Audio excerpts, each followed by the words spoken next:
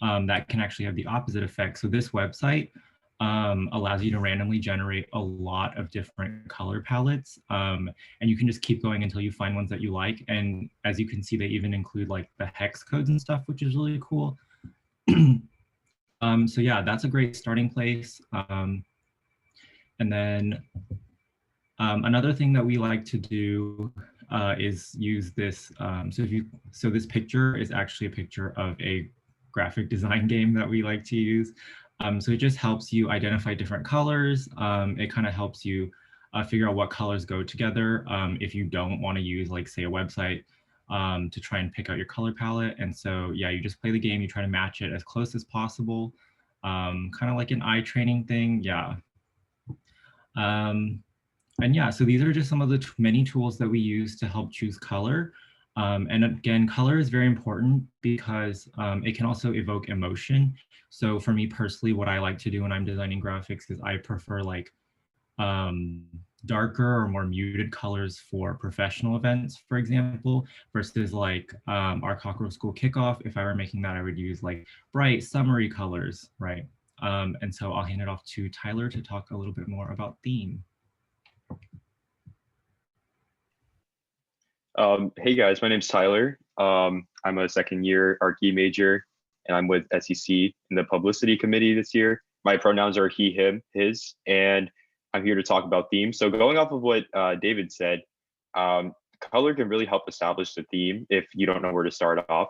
So if you can look at the first year case competition one on the very left of the screen, that is an example of what he was talking about. When you use darker, more muted colors, it creates more of a professional look and feel to the pub, which is what we were going for with that first year case competition.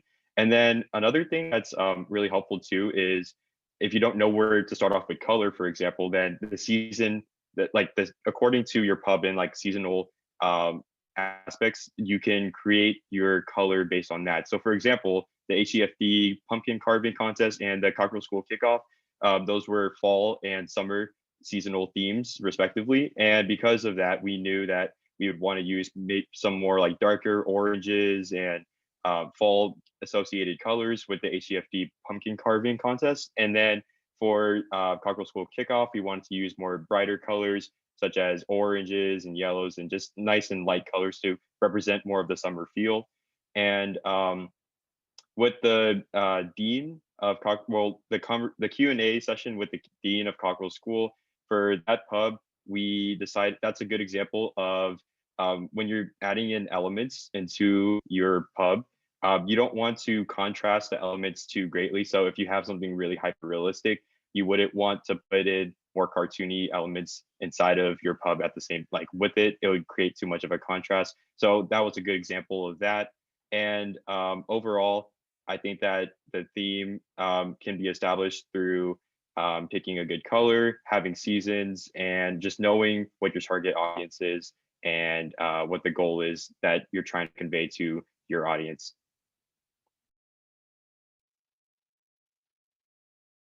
Hi, I'm Jessie. My pronouns are she, hers, and I'm one of the CSC Pub leads. And so with spacing, the most important thing to keep in mind is you want better text readability.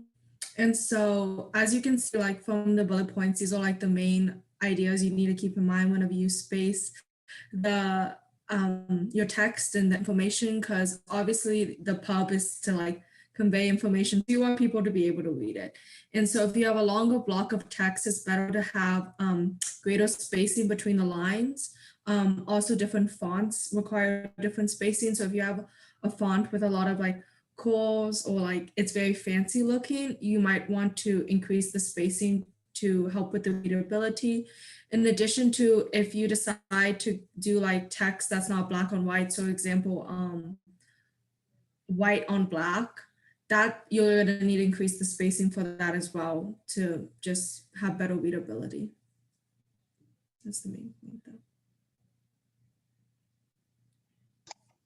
Hello, everyone. I'm Graciela. I use she, her pronouns, and I'm one of the publicity directors for SEC. So I'm going to talk to you about typography. Typography is just basically a fancy word for fonts and font usage. So we can categorize fonts into two categories. So you have your serif and sans serif. Serif is your more traditional font with the tails at the end. So think of like Times New Roman. And then you have your sans serif. It doesn't have the tails at the end, and they're your more clean and modern font, so think like Arial and Calibri.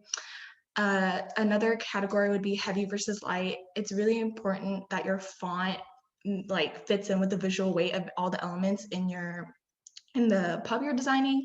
So heavy fonts, it'll be bolded, or like the wider fonts. Lighter fonts would just be like the slim, like could be longer vertically. So those are the two categories. So when it comes to choosing a font, going back to like theme, you should have already established a theme when you start creating something. From there, it should be easier to understand the vibe, and the font will help you establish that vibe. So you can see this little graphic we have. We have four little themes going on, and they all have like different vibes with it. So it's really important to choose the right font because it can clash with everything else. Combining fonts is super important too. It can really like make your pub so much better. Combining fonts, it could be either pairing two or more fonts together, but we usually don't go for more than 3 because then it just gets messy and it's hard to find fonts that complement each other.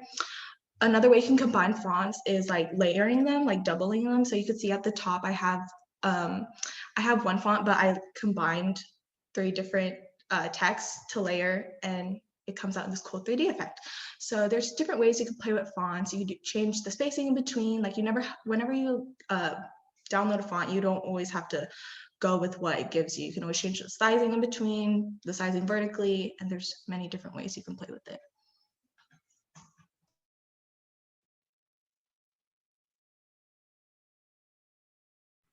So hi everyone, I'm back. I actually realized that I forgot to introduce myself earlier. My name is Shruti. I am one of the other SEC co-directors this year for publicity, and I'll introduce myself. Oh, sorry, I also go by she, her pronouns. Yeah, hi everyone, I'm Tay. I'm a pub MAL. My pronouns are he, him, his. And yeah, we'll be doing visual hierarchy. Yeah, we're here to talk to you guys about hierarchy. Hierarchy basically just, again, like Rachel says, like a really of saying something super simple. It's how to attract attention to the important stuff in your graphic. This includes things like headings, buttons that you want people to click on, important announcements, say inside your graphic, important dates, times, things like that. So this is how to draw and attract your audience's attention to those kinds of things. So the first thing we're going to talk about is reading patterns. So in kind of like the graphic design world, they kind of designate that as an F and Z layout. This means that in kind of like Western culture, we read things from left to right, right? Like English reads left to right. So as you can see kind of on the right here, you have that F layout, and like the red portions of that graphic like indicate like higher density of text. So it's really nice to have headers that are shorter underneath that are longer. So you kind of stagger it like long, short, to be able to kind of like distribute out that density of text to make it easier on the reader. So kind of like in that second paragraph, you can distinctly tell that that's like your body text paragraph, you know what I mean? Because it's longer. Along with that, we have sizing headers. This basically means like if you want something to be more attractive, just make it bigger and people will see that first. If you make everything kind of homogeneous and make it all the same font, it's going to be really hard to distinguish what's important and what's not. Yeah, and then so we have space and texture after that. So if you look at our slide, the word hierarchy stands out a lot because it has a different texture than the rest of the words. It has a little yellow box around it, right? So first you would see the word hierarchy, and then later you would see the word visual because of the size of the headers, and also because they have different textures, one being more bold, kind of showing it's like at the top of the hierarchy level, and visual being like lower, less important.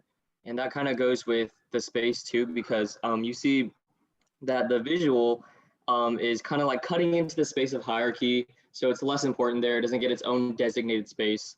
So yeah, that's space and texture. We also have color and tint. For color and tint, you want your heading usually to have a bold, kind of like flashier color to grab the attention of the reader.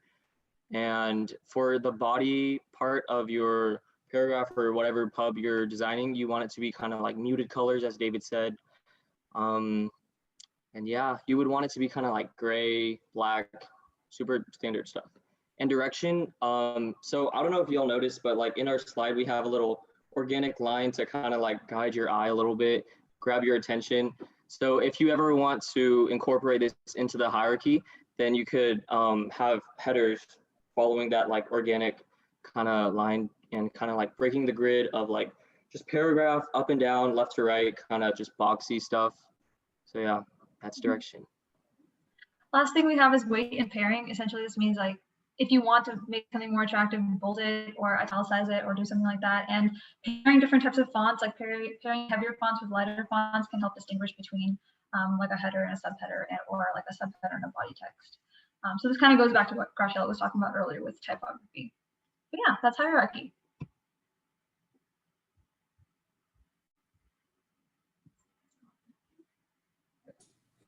And so for lines and shapes, their main purpose is to really help you fill up white space you may have in your graphic / to decorate.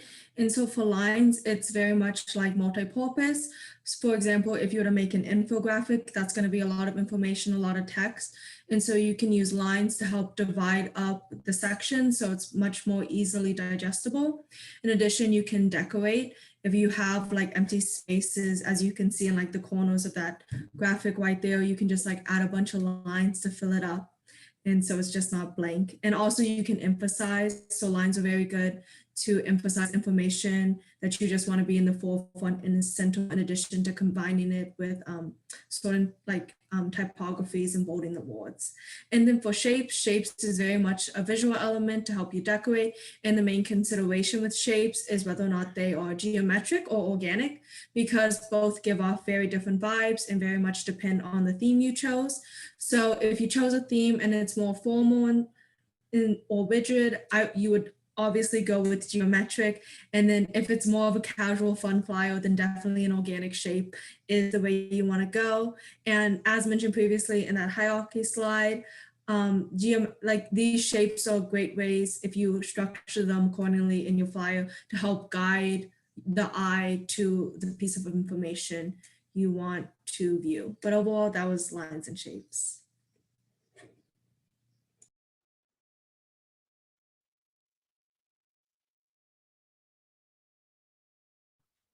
Hello, my name is Dennis. I am the other publicity co-lead for Cockrell School Cares. So I'm just going to talk a little bit about copy right now, kind of switching it to more of like the social media and branding aspects.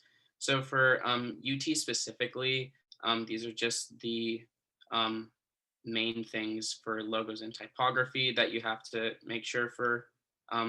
There's like a whole book that's I think like 60 pages long that talks about all the different like branding rules that are required by the university. It's called the Brand Book Toolkit, which is available on the brand.utexas.edu website.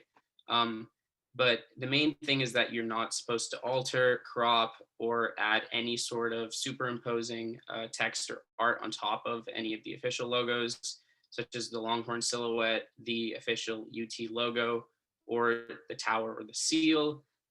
For the Longhorn logo, you have to have just like smaller logo compared to your main logo, and you have to put in a request for like some of the logos specifically, such as the seal. It should only be used for official documents. On top of that, there's just some simple typography rules that are required by the university if you're going through them. Their main serif typography is GT Sectra, and then their sans serif is Benton Sans. And they have like alternates as well.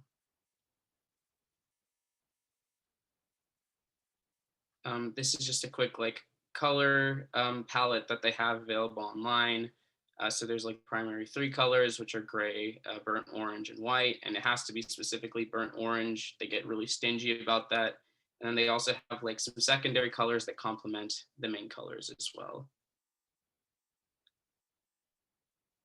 And last thing, if you are applying to make some sort of branding or a new logo or any sort of merchandise, if it references the school, a college, an event, class, or year, or it is competitive with existing merchandise sold by realtors, you have to go through the internal request portal for these brands, and it will take around 3 to 5 business days to get the approval if your branding meets all the standards.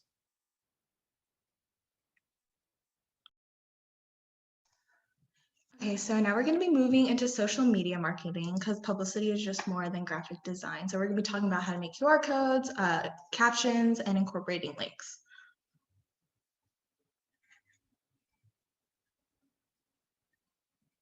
Shruti, next slide. Okay, so incorporating links. This is really important, especially nowadays since everything's online. The top 3 links that you absolutely should include in your publicity would be the Zoom link, because obviously that's where y'all going to be meeting. Any sign-up links that y'all have. So if your event needs people to sign up, like prior, you should definitely include sign-up links. And then websites. So for example, like Cockrell School, eWeek, has their own website that we do every year. And we always include that. And so where you can include these links. So for Instagram, we found that the best way to include links is having a link tree, because we found that having multiple events going on, all of them have their own links, right? Like they have different meetings, different Zoom codes. So it's best to put all these in one link that you can put in your bio, because Instagram will not allow you to put more than one link. So this is what Linktree looks like. A good thing about it is that if you have an annual event going on, like an event that happens every year, you can, and it has the same link, you can just put the link already on the link tree. And I don't know if y'all can see like the little green like on button. You can choose, thank you. You can choose to have it on if it's currently happening, but if it's not and the event's over and you're saving it for next year, you can just turn it off. And it's a really nice, clean website. It makes your org look really professional. So that's what our SEC link tree looks like. We have everything nicely like categorized, and it's a really good app to have. Also, you should include links in your caption. It doesn't have to be like the website or sign up link, but Zoom links, not even the link itself, but the meeting ID is like super important, and make sure you always get the meeting ID right. It's very easy to make a mistake when typing out your meeting ID in the caption. And for links for Facebook, it's always good to put it in the description as well, for now, location, because that's where we're meeting on Zoom. So those are the top 2 spots you should put your links.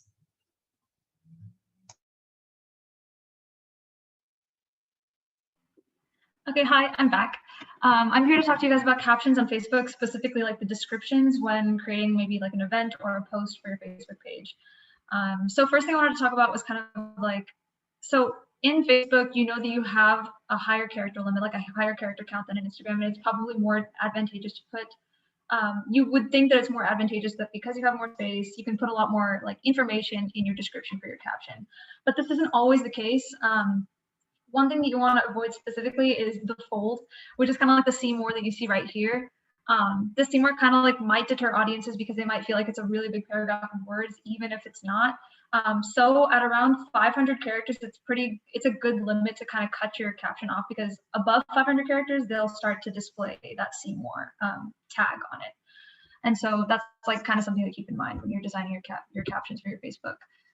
So an ideal breakdown of your event caption should kind of look like maybe like a headline of 5 to 6 words, main text of 13 to 14 words, 14 words max, and then the description is like a hard cutoff at 18 words, because this will kind of like keep it under 500 characters no matter what.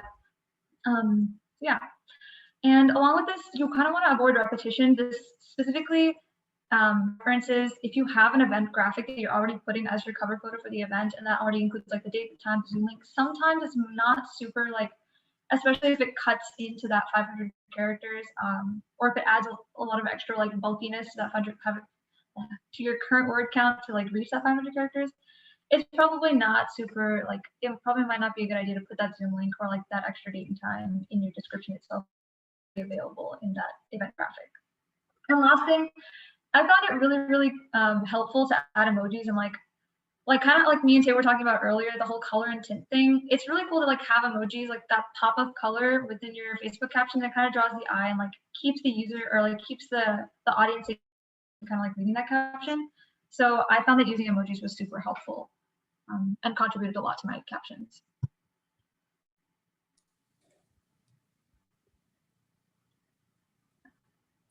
And for Instagram captions, Instagram is a very visual platform, and most of the times you won't really look at the captions if you see a post. And if you do, it's very much only the first sentence. And so that's why it's very, very important to make most of the first sentence, whether that's to have like a very enticing opening or to add a call of action in that first sentence, just so people know exactly what to do / what you want them to do by looking at this post.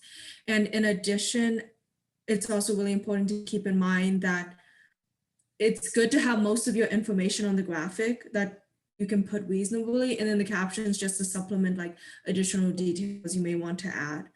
And as well, if you are going to draft a more lengthy caption, it's better to do it on an alternative platform because Instagram's like UI is just not really made for that. In addition, just like in the Facebook one as well, use emojis. They're super fun. They add a pop of color and they really do draw the eye, make it more enticing to read the words presented on the screen.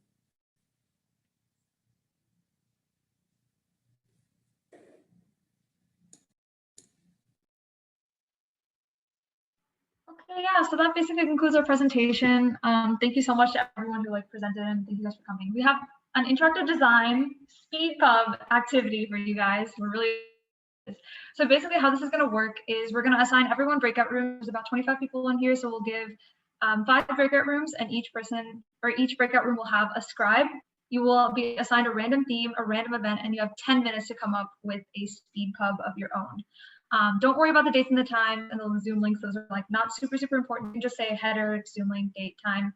And so yeah, your scribes will be there for the purpose of driving that pub. So basically what will happen is they'll be sharing their screen with their graphic design software already open, and you guys will kind of dictate and tell them what to do from there on. So we're really excited to see what you guys come up with. And afterwards, we'll be able to present your pub. So yeah. So everyone hang tight while I assign people breakout rooms. So woo! This is so fun. It's really exciting. Exciting. Yeah. Let's do this.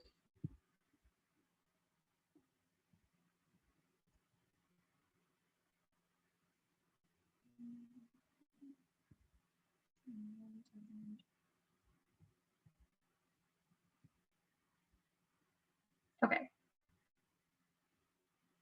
Everything looks good. Hold on.